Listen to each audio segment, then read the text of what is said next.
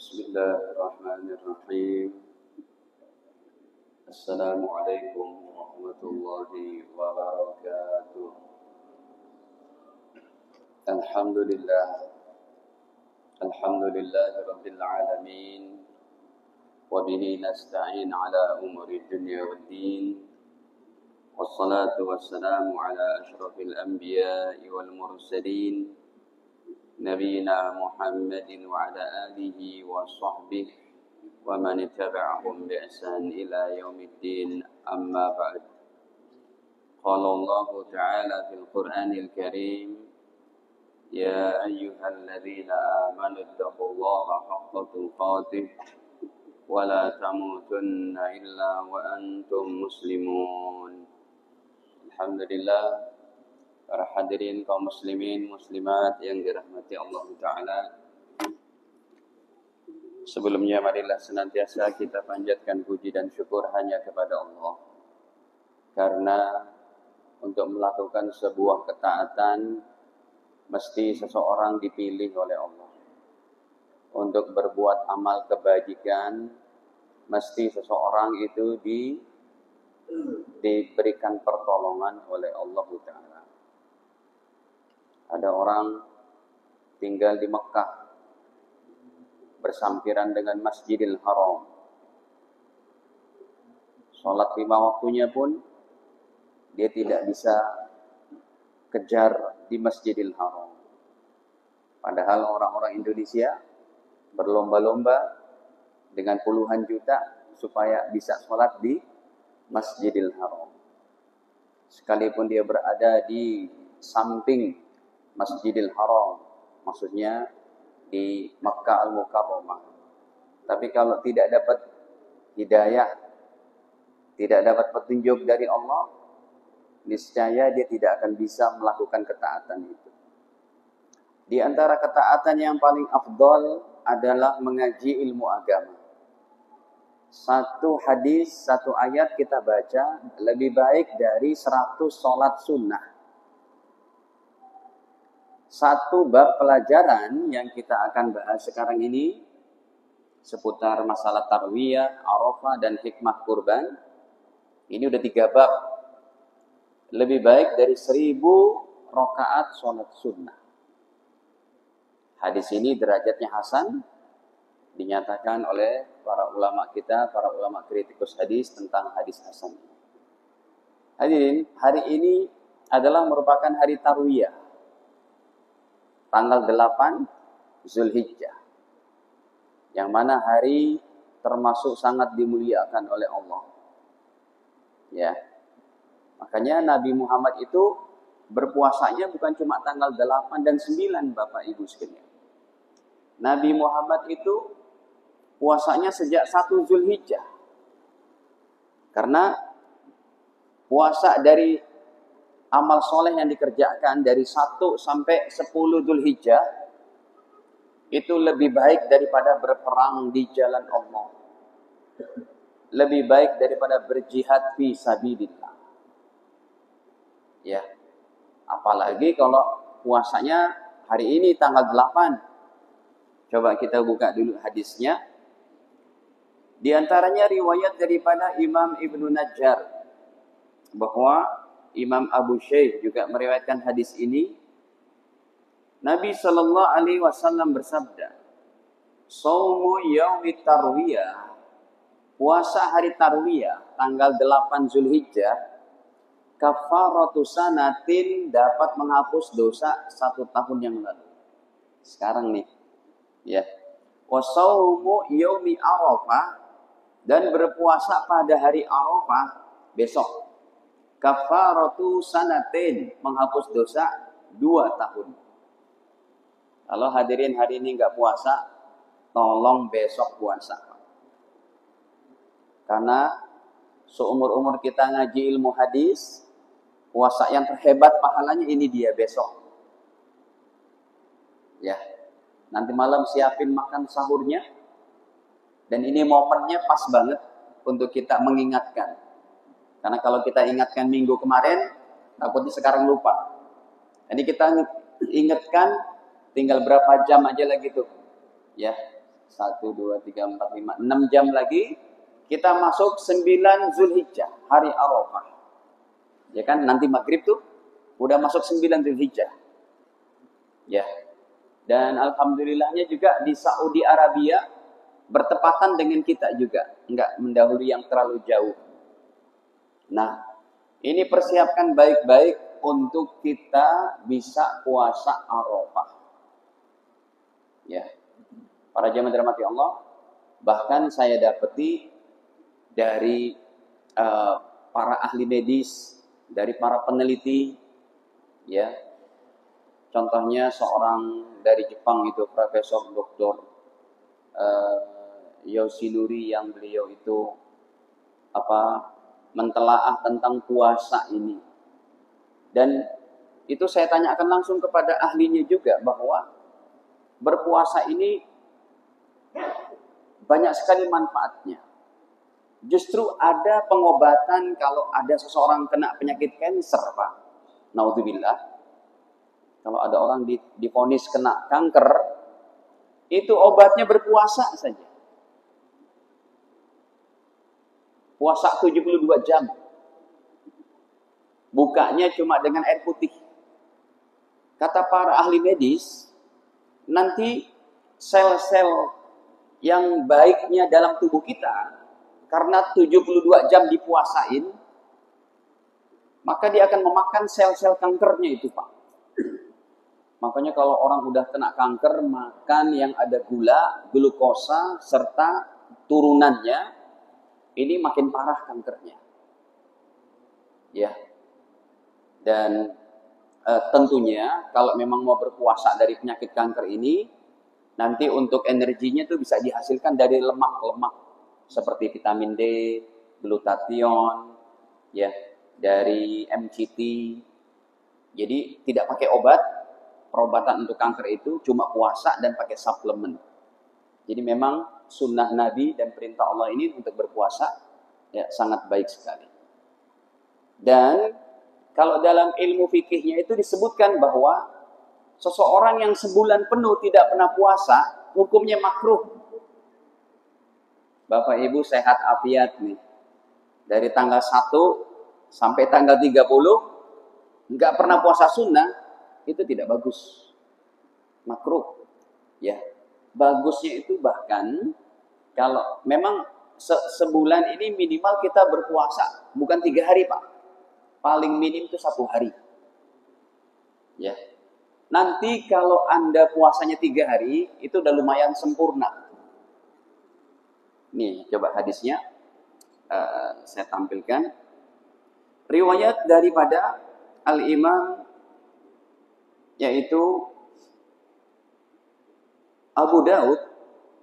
Ada seorang sahabat Al-Bahili yang beliau berpuasa itu ya puasanya setiap hari, tapi dilarang oleh Nabi SAW karena badannya jadi kurus kering.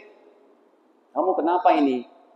Badanmu jadi kurus seperti ini, kesehatanmu terganggu gara-gara puasanya tiap hari tuh.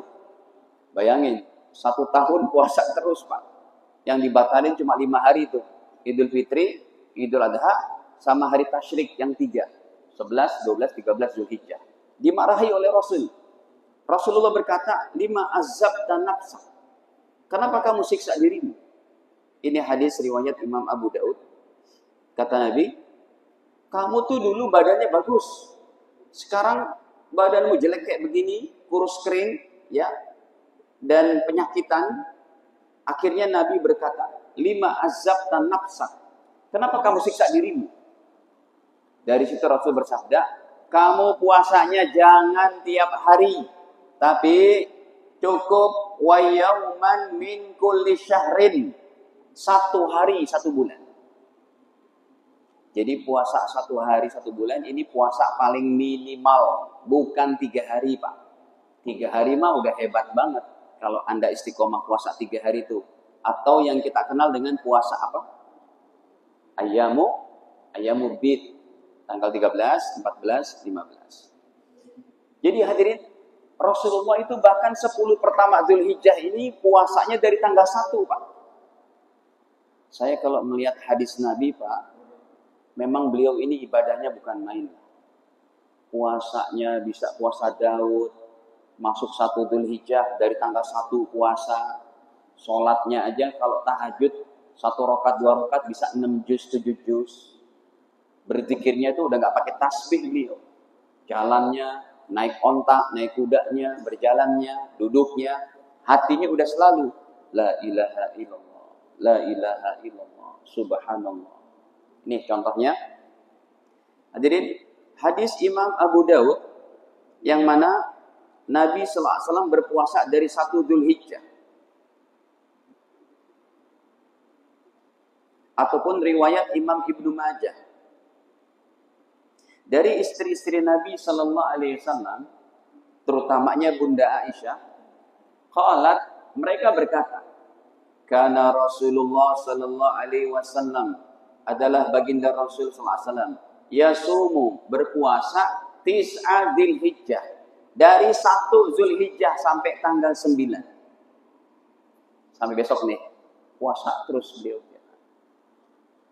Ya, orang yang paling tekun baca Quran. Bahkan berkurbannya Nabi pun nggak tanggung-tanggung. Beliau pernah berkurban dengan 100 onta. Hadis riwayat Imam Ahmad. Ini hadisnya. Tadi udah saya bilang, Rasulullah itu memang ibadahnya bukan main. Ya, semangat banget ini beliau ini. Nah, ini kita buka hadis riwayat Imam Ahmad bin Hanbal nomor 2880, bahwa Rasul berkurbannya pun ya bukan main ini, sampai 100 onta tuh. Nomor 2880 dari sahabatnya Abdullah bin Abbas. An Ibni Abbasin qala, dari sahabat Abdullah bin Abbas, beliau berkata, nahara Rasulullah sallallahu alaihi wasallam, Rasulullah SAW pernah berkurban fil haji, pada musim haji. Beliau berhajinya itu tahun 10 Hijriah. Ya, karena tahun 11-nya beliau sudah meninggal dunia. Beliau berkurban di musim haji di Mina, berapa ekor? Mi'ata badanatin, 100 onta. Bayangin. Baik. Nah, hadirin, ini diantaranya ya puasa begitu hebatnya pahala di 10 pertama Dzulhijjah, termasuk hari ini 8 dan besok 9. Dan amal soleh pada 10 pertama Dzulhijjah itu lebih hebat daripada berperang di jalan Allah. Nah, kita umat Islam di Indonesia tertantang nih Pak, umat Islam zaman sekarang. Kenapa? Karena Idul Kurban kita bertepatan dengan hari Jumat. Itu rata-rata di masjid sekarang berkurbannya hari Sabtu. Saya katakan hadirin, kurban Anda hari Sabtu sudah tidak begitu afdol. Apalagi hari Senin, Ustaz. Iya, nggak apa-apa sih. Dah. Kalau kurban hari Senin, dapat pahala kurbannya saja. Tapi 10 pertama Dzulhijjahnya nggak dapat. Makanya saya katakan, masjid-masjid di Jabodetabek ini tertantang untuk menjalankan sunnah terbaik. Karena kita memang pada hari Jumat tetap Jumatan. Ya. Tapi bisa nggak kita atur waktunya supaya berkurban tetap hari Jumat? Karena kalau Anda berkurban hari Sabtunya, 10 pertama Dzulhijjah, ya, yang dia hari-hari terafdal di sisi Allah Ta'ala, berarti Anda udah nggak dapat lagi tuh Pak keutamaannya. Nih, coba kita lihat. Dalam hadis, riwayat Imam Bukhari rahimahullah, pada 926 nomornya, Nabi Shallallahu Alaihi Wasallam bersabda, mal amal fi ayyamil ashr,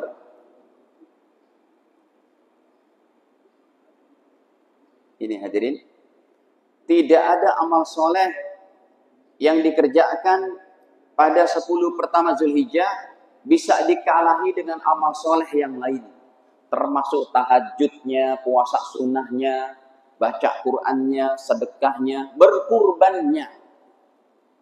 Tidak ada amal soleh pada 10 pertama Dzulhijjah afdal yang lebih afdal daripadanya. Qalu, para sahabat bertanya, walal jihad, sekalipun dengan berperang di jalan Allah ya Rasul. Ini jihad fisabilillah kan bukan main, Pak. Ya, kalau orang mati syahid itu masuk surganya tanpa hisab sudah. Begitu hebat. Karena dia bersimbah darah, nyawa melayang untuk memperjuangkan agama. Kata Nabi, walal jihad, sekalipun dengan berjihad. Kalah jihad fisabilillah dengan amal soleh di 10 pertama Dzulhijjah, tetap kalah jihad itu. Illa rajulun kharaja yuqatir binafsi wa malih. Kecuali seseorang berangkat jihadnya dengan diri, dengan hartanya.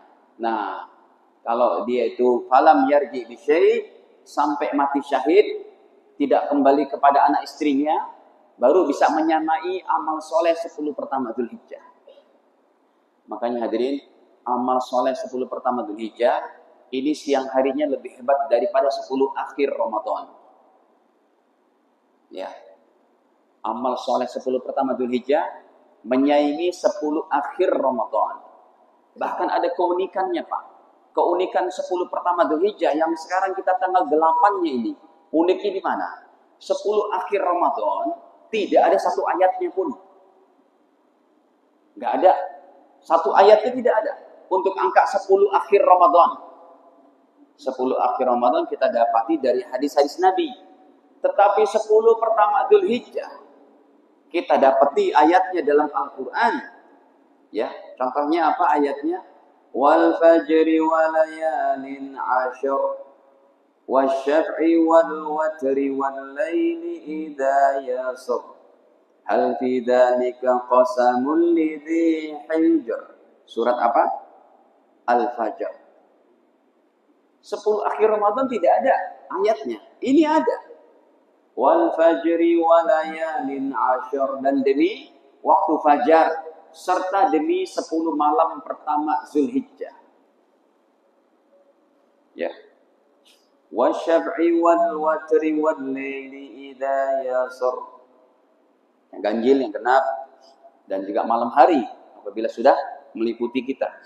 Hadirin para jamaah dirahmati Allah, ini begitu hebat amalan 10 pertama Dzulhijjah. Nah, makanya kalau ya di masjid kita ini saya dengar dari Pak Suara, kalau kita kurbannya hari Senin ya. Oke, hari Senin masih dapat pahala kurban, tapi tidak dapat apa? 10 pertama Dzulhijjah. Saya di pesantren saya sendiri, saya katakan, ya karena kita nggak banyak, cuma 2 sapi dan 3 kambing, saya bilang 10 pertama Dzulhijjah. Sebelum Jumatan kita potong. Nanti kita bayar orang tuh biar dikerjain cepat. Ya, karena ditumpahkan darah hewan kurban pada tanggal itu lebih hebat pahalanya. Gitu ya. Baik. Hadirin, kemudian 8 Dzulhijjah sekarang ini saya mau bahas sedikit nih Pak tentang 8 Dzulhijjah Tarwiyah. Arti tarwiyah itu apa sih yang sering kita sebut ini? Ya, tarwiyah itu ada beberapa macam, tapi kalau berkaitan dengan tarwiyah sekarang, ya, itu dari rawa yurawi tarwiyah, yaitu membagikan air untuk jamaah haji dan mereka minum sehingga segar.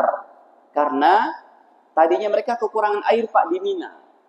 Ada dari Banu Muttalib, Banu Abbas, dari orang-orang di Mekah membawakan air ke Mina ketika musim haji, akhirnya mereka minum dengan segar. Minum segar itu bahasa Arabnya tarwiyah. Tetapi yang kedua arti tarwiyah adalah merupakan sunnah haji. Sunnah haji terbesar. Ini belum saya tulis di sininya. Ya. Tarwiyah merupakan sunnah haji. Ya. Jamaah haji berangkat dari Arafah. Berangkat ke Arafah dari mikotnya. Mikot kita, hadirin, kita ini hajinya orang Indonesia haji tamattu'. Kita mikotnya itu dari hotel kita di Mekah. Nah, kalau Anda ikut hajinya pakai reguler pemerintah, nggak dapat sunnah tarwiyah. Sunnah tarwiyah ini adalah sunnah haji yang kita berangkat tanggal 8. Ini biasanya diikuti, kita bisa mengerjakannya sama orang-orang yang ikut haji ONH+. Sebab yang haji pemerintah tidak pakai sunat tarwiyah. Artinya mereka dari hotel berangkatnya tanggal 9. Langsung ke Arafah. Sedangkan sunat tarwiyah adalah berangkatnya dari hotel tanggal 8. Menuju mana? Via Mina. Di Mina nanti sholat zuhur, sholat asar, maghrib, isya, subuh. Habis subuh, terbit matahari, baru berangkat menuju Arafah. Itu namanya sunnah haji terbesar. Namanya sunnah tarwiyah. Dan itu nggak didapetin kalau Anda ikut haji yang reguler. Gitu. Karena pemerintah, dulu saya tahun 2001 pernah ikut haji reguler. Pemerintah nggak menyediakan itu. Tapi kesini berkali-kali saya pergi haji pakai yang plus. Sampai 5 kali, 6 kali. Insya Allah tahun depan kita berangkat lagi. Itu selalu pakai tarwiyah. Ya emang sih beda harga juga sih. Kalau yang haji pemerintah 60 juta, di travel kami saja itu sampai 200, hampir 250 juta. Ya, tapi waiting listnya cuma 5 tahun. Bahkan kita pakai kerjasama yang sangat memudahkan tuh. DP cuma 7 juta, setiap bulan bayarnya 3.200.000. Selama 5 tahun berangkat. Jadi nggak pakai setoran 4.000 US dollar. Kan biasanya itu di travel lain untuk ikut haji plus itu bayarnya 4.000 US dollar. Kalau di kita nggak, bayar 7 juta, setiap bulannya bayar 3.200.000. Sampai 5 tahun berangkat. Ini kok jadi apa? Ngedos. Astagfirullah. Informasi aja, baik. Kalau ada yang berminat, boleh hubungi kami. Nah hadirin, maksudnya untuk memudahkan, kali aja ada jamaah yang bisa menitipkan uangnya itu 3.200.000 setiap bulannya, bayar DP 7 juta, 5 tahun berangkat sudah. Jadi habis sholat isyraq baru ya mereka menuju kemana? Ke Arafah. Itu namanya sunnah tarwiyah. Kemudian hadirin, ya. Dan ini puasa Arafah yang tadi saya sebutkan, puasa paling afdol, menghapus dosa 2 tahun yang lalu. Kemudian masalah kurbannya, kalau kita lihat hadirin, hikmah berkurban itu hebat banget, ya. Belum lagi pahalanya. Dan hikmah berkurban ini jarang dibahas, Pak. Ini kan berkurban merupakan daripada sunnahnya Nabi Ibrahim, ya. Dan beliau itu diperintahkan oleh Allah menyembelih anaknya. Pertama kali perintah Allah itu menyembelih anak, hadirin. Bukan menyembelih kambing. Tapi juga ada yang keliru tuh. Lalu Nabi Ismail berubah jadi kambing. Bukan. Nabi Ismail tidak berubah jadi kambing. Tapi Allah turunkan dari surga setelah Nabi Ibrahim betul-betul memotong putranya dengan pisau yang sangat tajam. Ini tidak tembus. Golok pisau yang begitu tajam tidak bisa mengerat 1 inci pun daripada kulit Ismail. Setelah itu baru Allah turunkan apa? Kambing dari surga yang udah digembala 40 tahun. Itu yang disembelih. Nabi Ismail mah hidup sampai dewasa, sampai tua, sampai menikah. Sempat bercerai juga. Nabi Ismail pernah bercerai, terus nikah lagi kedua. Jadi Ismail hidup sampai besar. Karena ada yang pernah menyampaikan Nabi Ismailnya, Ismail kecil yang masih remaja, jadi apa? Jadi kambing. Bukan jadi kambing, enggak. Ya. Nah hadirin, jadi kan ceritanya begini nih, ketika Allah perintahkan, ya, falamma aslama, ini kan ada dalam surat As-Saffat. Surat As-Saffat pada ayat ke-102. Ketika Nabi Ibrahim mendapat wahyu dari Allah Ta'ala untuk menyembelih kambing, ya, falamma balagha ma'ahu sa'ya, tatkala Ismail udah bisa berusaha sama sang ayah, ya usia remaja 11 tahun 12 tahun, tentu udah bisa apa? Sudah bisa berusaha sama ayahanda, karena beliau diperintahkan mengangkatkan batu, lagi bangun Ka'bah tuh, ngangkatin air Zam-Zam. Allah berikan perintah melalui mimpi, Qala ya bunayya inni ara fil manami anni azbahuk. Wahai Ismail putraku, semalam saya dapat mimpi dari Allah melalui tidur. Dapat wahyu melalui mimpi saya dalam tidur. Saya diperintahkan menyembelih kamu. Ini perintah Allah yang tidak ditimbang-timbang dengan akal dan logika oleh Nabi Ibrahim, oleh Ismail. Makanya Nabi Ibrahim berkata, "Fandur madza tara?" Bagaimana pendapatmu wahai anakku? Qala ya abati fa'al ma tu'mar. Wahai ayahanda, lakukan saja apa yang Allah perintahkan. Ini jadi pelajaran, Pak. Hikmahnya dalam menjalankan syariat jangan pakai logika. Dalam menjalankan syariat jangan pakai akal. Dalam menjalankan syariat jangan pakai nafsu. Pakai iman saja.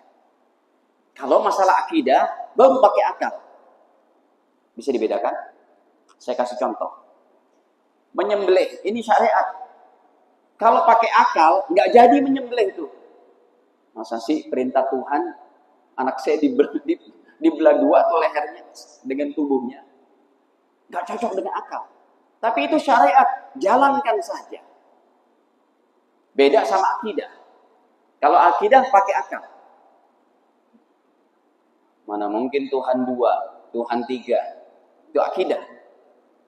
Kalau Tuhan 3, Tuhan 4, Tuhan 10, atau Tuhan 300, kata orang-orang Mekah terdahulu, ya. Tuhan 2 aja repot, Pak. Tuhan yang 1 bilang, besok matahari terbit dari barat, ya. Tuhan yang 1 bilang, enggak, pokoknya dari timur. Berantem dia. Tuhan yang 1 bilang, hari ini nih siang hari turun hujan. Tuhan yang 1 bilang, enggak, nanti aja tuh hujannya malam hari. Itu pakai logika, pakai akal. Tapi kalau syariat, tidak seperti ini. Jalankan saja. Contoh, kenapa hadirin kita sholat subuh 2 rakaat? Tapi zuhur lagi sibuk-sibuk sama asar, lagi di kantor, di jalan raya, di bengkel, di komputer, di sawah, di ladang. Kenapa zuhur dan asar 4 rakaat? Kalau pakai akal, enaknya zuhur 2 rakaat. Subuhnya yang berapa? 4. Karena subuh belum ngapain? Belum ngapa-ngapain. Tapi ini syariat, jangan pakai ini, pakai iman. Tawaf. Enaknya kita tawaf pakai celana panjang, Pak. Kayak begini. Betul? Bukan pakai 2 kain ihram. Mana nggak boleh pakai CD pula. Ada jamaah kami ini, udah diwanti-wanti. Pak, jangan pakai celana dalam tawafnya, Pak.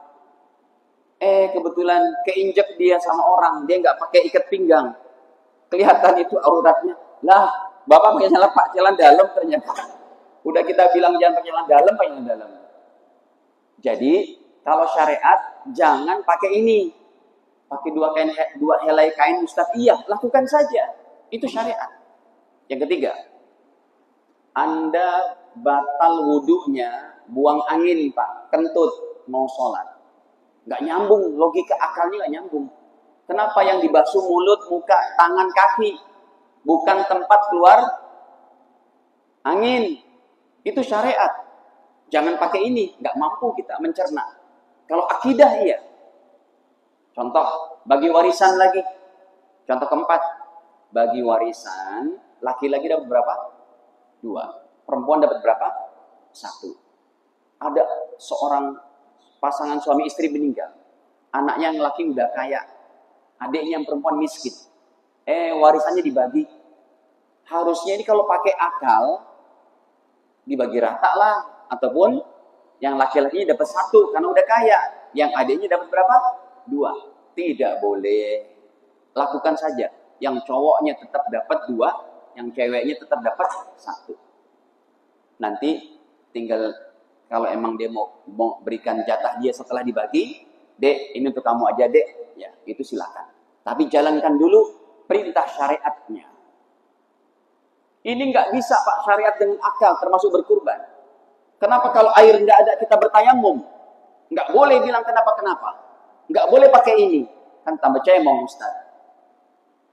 Jalankan saja. Begitulah Nabi Ibrahim menjalankan. Makanya Allah berikan pertolongan, hadirin. Yang keduanya adalah hikmahnya, ya. Dalam menjalankan perintah Allah pasti ada pertolongan Allah. Apa pertolongannya? Nabi Ismail tidak mempan digores oleh pisau tajamnya Ibrahim. Sehingga Allah turunkan seekor domba dari surga di sampingnya Ibrahim. Kata Allah, wahai Ibrahim, itu udah ada seekor domba. Kamu udah sukses. Kamu sukses menjalankan perintahku. Itu yang disembelih. Wah, Ismail, anakku, lihat. Ada kambing nih. Ayo, bismillah, pegangin. Akhirnya disembelih, dikulitin, mereka pulang bawa itu. Para jamaah yang dirahmati Allah Ta'ala, ya, jadi hikmah yang kedua berkurban, dalam menjalankan perintah Allah, pasti ada pertolongan Allah. Yang ketiga, Allah Maha Kuasa, menjadikan sesuatu yang biasa jadi tidak biasa. Ini pelajaran penting juga nih. Kalau kita sebut dalam bahasa Inggrisnya adalah yang nomor 3, the experience of faith, pengalaman keimanan. Apa pengalaman keimanan Ibrahim? Pisau tajam tidak bisa menggores. Api yang membara tidak bisa membakar Ibrahim. Nabi Musa melewati lautan merah tidak tenggelam. Tetapi Fir'aun yang lewat di laut merah itu juga setelah Nabi Musa dan kaumnya tenggelam. Itu namanya Allah Maha Kuasa. Nabi Soleh, anak ontaknya tidak keluar dari induknya. Anak ontaknya dilahirkan dari satu batu cadas. Ini pengalaman keimanan. Termasuk Nabi Muhammad SAW, banyak sekali pengalaman keimanannya. Ya, bisa membelah bulan purnama. Bahkan bisa terjadi kepada manusia biasa kayak kita. Jadi hikmah ketiga bahwa Allah Maha Kuasa menjadikan sesuatu yang biasa jadi tidak biasa. Hadirin, di Tunisia atau di Maroko, ya, berapa tahun lalu, di satu apartemen terjadi kebakaran. Lantai 1 kebakar, kedua terbakar, ketiga terbakar, keempat tidak, kelima terbakar, keenam kebakar, 7 kebakar, ke-8 terbakar. Orang pada bingung keesokan harinya. Ini lantai 4 kok nggak terbakar? Api loncat. Setelah dicari tahu ada apa di lantai 4, ternyata di situ ada anak yatim yang dikumpulkan oleh seorang dermawan yang sedang menghafal Quran. Ada rumah Quran di situ. Pengalaman keimanan kayak ini juga. Bahkan dalam Al-Quran banyak juga kisahnya. Bukan para nabi. Contohnya Bunda Maryam, nggak kerja, nggak pakai ijazah, nggak punya skill apa ini untuk bekerja. Cuma ibadah saja di dalam kamar. Baca Taurat, baca Zabur. Makanan dari surga turun tiap hari. Atau gini aja deh Pak. Tiap malam Jumat kita sunnah baca apa? Surat apa? Al-Kahfi. Betul? Apa kisah utama surat Al-Kahfi? Apa arti Al-Kahfi? Goa. Anak muda 9 orang masuk ke dalam goa. Apa pertolongan Allah Ta'ala kepada mereka? Hal yang biasa jadi tidak biasa. Mereka tidur bukan 1-2 hari tidurnya. 309 tahun. Tapi tubuh tidak menua. Rambut tidak memutih. Tetap seperti biasa. Kayak tidurnya cuma kemarin sore saja. Itu pengalaman keimanan. Ini nomor 3 hikmahnya. Nomor 4. Hadirin. Nomor 4 adalah contoh keluarga terbaik. Suami, istri, dan anak masuk surga. Saya kumpulkan tuh dalam Al-Quran ada 3 keluarga lagi. Yang pertama, ya, selain keluarga Ibrahim ini yang masuk surga, suami di surga, istri di neraka. Ini contoh keluarganya siapa? Nabi Nuh, Nabi Lut. Istrinya nggak taat. Kita nggak mau keluarga kayak begini, Pak. Suaminya doang yang rajin ibadah. Istrinya cuma makan, minum, tidur, dugem. Yang ketiga, hadirin, suami di neraka, istri di surga. Ini adalah istrinya Fir'aun. Fir'aunnya di neraka. Istrinya muslimah. Istrinya namanya Asia, beriman kepada Allah. Ya, dalam surat Tahrim ayat 10-11 Allah bicarakan masalah ini. Ya. Wa daraballahu masalan lil ladzina amanu imra'ata fir'aun Id qalat rabbi ibnili 'indaka baitan fil jannah. Siti Aisyah, Siti Asia selamat dia. Firaunnya masuk neraka. Yang terakhir suami istri neraka. Wah, ini repot. Suami istri nggak ibadah, suami istri tolong menolong dalam kemaksiatan. Contohnya siapa? Abu Lahab. Ya, suami istri nggak dapat ridho Allah. Hadirin lihat, kita kalau berbicara masalah kurban, hikmahnya bukan cuma masalah penyembelihan mau daging bagi daging saja. Hikmahnya lebih tinggi dari itu. Kemudian, kalau kita bicara pahala kurban, ya ini sudah sering sih disampaikan. Ya, diantaranya bahwa kulit, tanduk, kaki, kuku-kuku semua akan dibanggakan di akhirat. Setiap bulu jadi satu pahala. Kemudian darah sebelum sampai ke tanah itu sudah sampai kepada ridho Allah.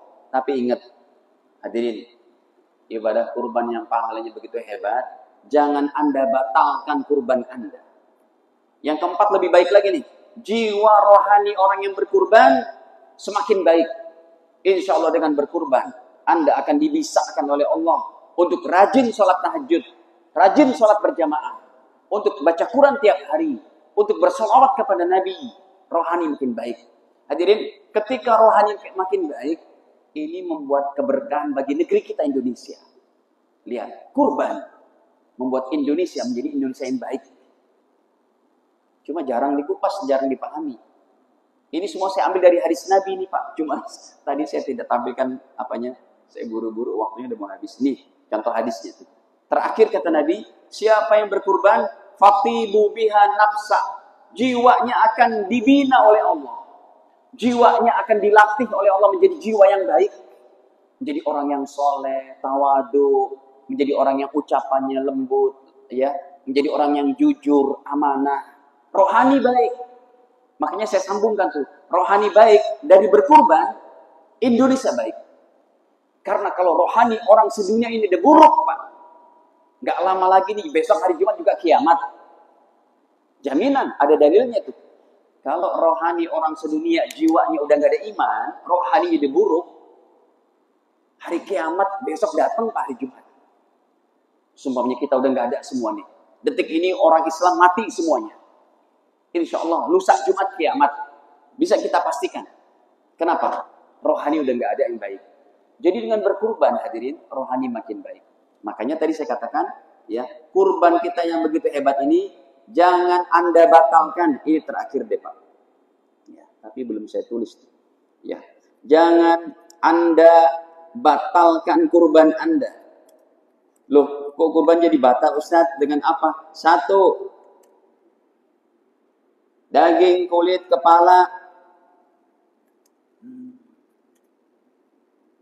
kulit, kaki, dan lain-lain dijual. Batal kurban Anda. Siapa yang dilarang untuk menjual? Ya. Yang dilarang jual-jual adalah satu, panitia. Yang kedua, pengurban. Yang ketiga, orang mampu yang dapat daging. 3 orang ini nggak boleh jual-jual. Kalau emang dapat jatah, makan. Jualnya haram. Panitia terutama. Pak, kami panitia. Datang tukang apa tuh dari Cikarang. Tukang pengepul kulit untuk pabrik kulit. Ini Pak, 10 kulit sapi, 15 kulit kambing. Berapa? 3 juta Pak. Ya udah, serah terima. Batal. Batal semua kurban jamaah. Lalu sebenarnya yang boleh jual itu siapa Ustaz? Jadi yang boleh jual adalah fakir miskin, mustahik.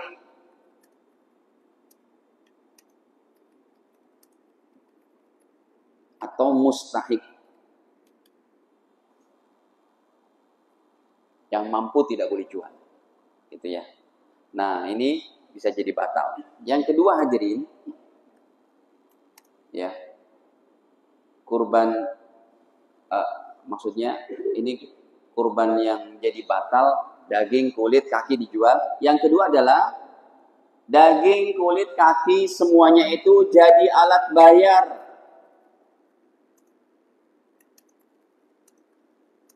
ya, dijadikan alat bayar ke tukang potong, untuk tukang potong gitu. Pak, tolong nih Pak, di masjid kami ada 10 sapi, 15 kambing. Berapa biayanya? Tolong, kami cuma nerima bersih, udah dipotong-potong kecil, tinggal masukin plastik. Baik, kata tukang potongnya, kami 10 orang. Ya udah 5 juta aja deh. Dia nggak bilang 5 juta, maksudnya ya udah 10 kulit sapi dan 15 kulit kambing, semua untuk kami. Itu batal kurbannya. Karena dijadikan alat bayar. Jadi tukang potong jangan dibayar pakai kulit, tapi pakai duit bayarnya. Kulitnya mau dikasih tukang potong boleh tidak Ustaz? Boleh, asalkan jadi akad sedekah. Nih Pak, sedekah. Itu. Semoga Allah mudahkan kita untuk mengamalkan kurban, ya, menjadi hari terbaik kita di hadapan Allah Ta'ala di akhirat nanti. Besok kita Arafah, lusa kita hari raya, ya, dan silakan berkurbannya sampai hari Senin. Ya. Hadanallahu ikum ajma'in, baiknya dari Allah Ta'ala, aku kena dimaafkan. Kita akhiri dengan kafaratul majelis. Subhanakallahumma bihamdik, asyhadu an la ilaha illa anta astaghfiruka wa atubu ilaik. Wassalamualaikum warahmatullahi wabarakatuh.